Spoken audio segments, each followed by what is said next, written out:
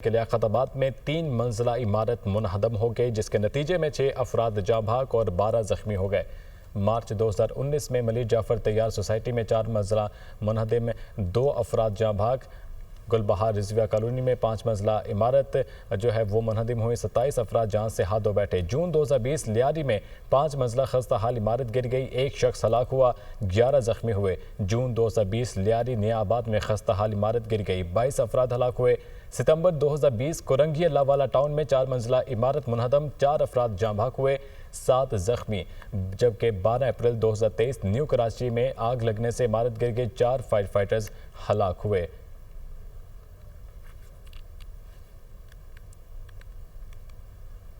Lyari Baghdadi में 5 मंजिला रिहायशी इमारत गिरने से जाँ भाग अफराद की तादाद 13 हो गई, खवातीन समेत 12 अफराद जख्मी, अस्पताल मुंतकिल।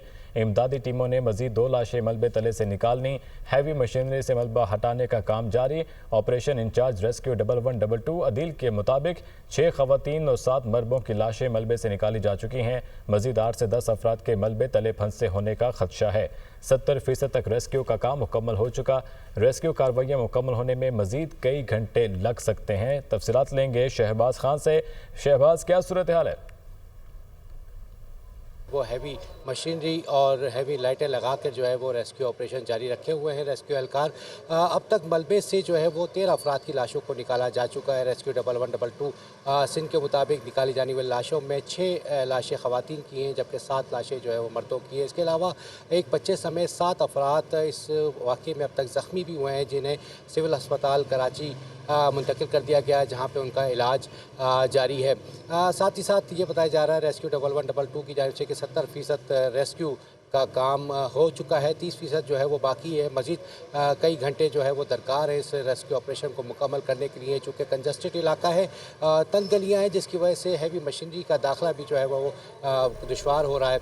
हम साथ ही साथ इस वक्त सरकारी मशीनरी भी काम कर रही है। रेस्क्यू इदारों के साथ साथ वो मलबे को हटाया जा रहा है और जो सरिये हैं उनको कटर की मदद से काटा जा रहा है और एक शावल की मदद से जो मलबा है उसको डंपर में लोड किया जाता है और दूसरी साइड पर ले आके डंप किया जाता है। उस मलबे के अंदर भी वो सर्चिंग की जाती है कि आया कोई अंदर मौजूद तो नहीं। ताहम दीगर जो रेस्क्यू इदारे हैं वो भी यहाँ पर इस वक्त मौजूद हैं। ताहम रेस्क्यू 1122 का कहना है कि कोशिश की जा रही है कि जल्द अज जल्द इस ऑपरेशन को मुकम्मल किया जा सके। साथ ही साथ ये भी खदशा ज़ाहिर किया जा रहा है कि अभी भी मलबे तले 8 से 10 अफराद वो दबे हुए हैं। ऐसा बताया जा रहा है रेस्क्यू 1122 की जानिब से।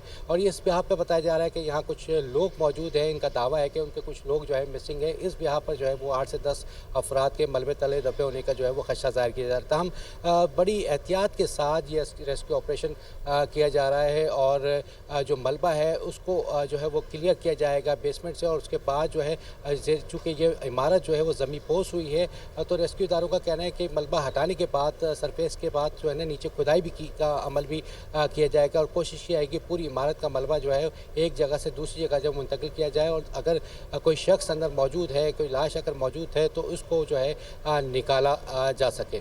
जी।